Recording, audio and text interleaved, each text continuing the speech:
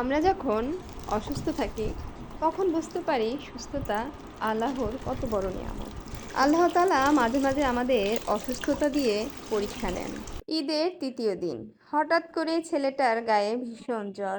আমি একটু চিন্তায় পড়ে গেলাম। পরে ভাবলাম হয়তোবা 1 মাস রোজা করেছে, তার আগে পরীক্ষা দিয়েছে এবং ঈদের দিন একটু ঘোরাঘুরি করার কারণে হয়তোবা গরম ঠান্ডা লেগে জ্বর এসেছে। কিন্তু দিন যতই গড়াচ্ছিল ততই আমার ছেলের গায়ে জ্বর বেড়েই চলেছিল। আমি একা একা কি করব বুঝতে পারছিলাম না, খুব বেশিই ভেঙে পড়েছিলাম, টেনশনে পড়ে গেছিলাম। বারবার মাথায় পানি দেওয়া, গা মোছানো, ছেলেটাকে নিয়ে খুব টেনশনে পড়ে গেছি। আমার ছেলেটাও একদিনেই মুখটা শুকিয়ে একদম অসুস্থ হয়ে গেছে। এমনিতেই শুকনা, তার উপরে জ্বর, খাওয়া দাওয়া ঠিক নেই, সব মিলেই আজকে আমার ছেলেটার অবস্থা খুবই খারাপ।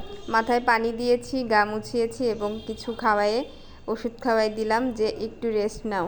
কিন্তু এতটাই অসুস্থ হয়ে গেছে যে শরীরটা এত পরিমাণ দুর্বল যে শুইলেই ঘুমায় যাচ্ছে। ওষুধ খাওয়ার পরে জ্বরটা একটু কমেছিল। পরের দিন সকালে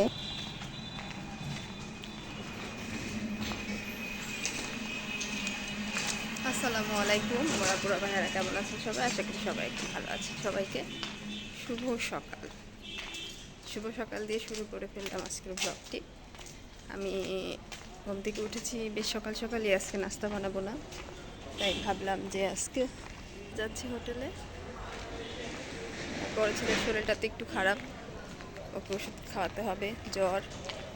সকাল সকাল হোটেলে এসে তো আমি পুরাই অবাক। আইরে হাই, এত ভিড় হয় সকালে হোটেলে? আমার জানা ছিল না, কারণ আমি এত সকালে তো কখনো হোটেলে আসিনি।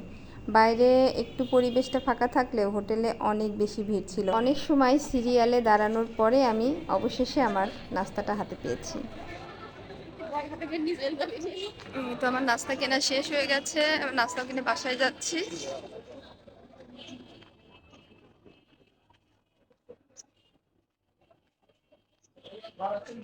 তারপর আপনারা সবাই কেমন আছেন?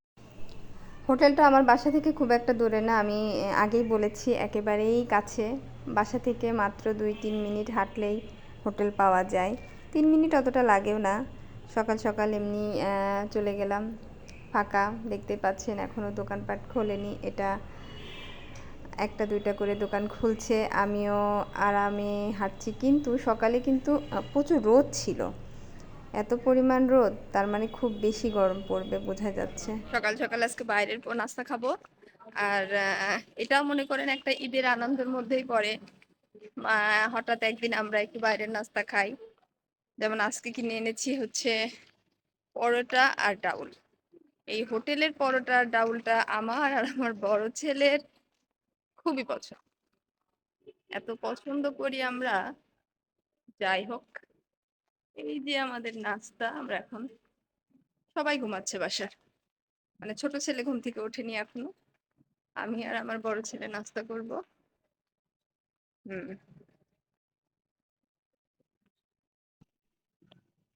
সকাল সকাল এত পরিমাণ ভিড়, অনেক দাঁড়াই থেকে বানাই নিয়ে আসতে হলো। এই হচ্ছে মজার মজার ডাউল আর পরোটা। ছেলেটার জ্বর এখনো কমেনি, নাস্তার পরে ওষুধ খেয়েছে। ভাবলাম একটু ফল কেটে দিই। সবাই আমার ছেলেটার জন্য দোয়া করবেন যেন আমার ছেলে খুব দ্রুত সুস্থ হয়ে যায়। আল্লাহ হাফেজ।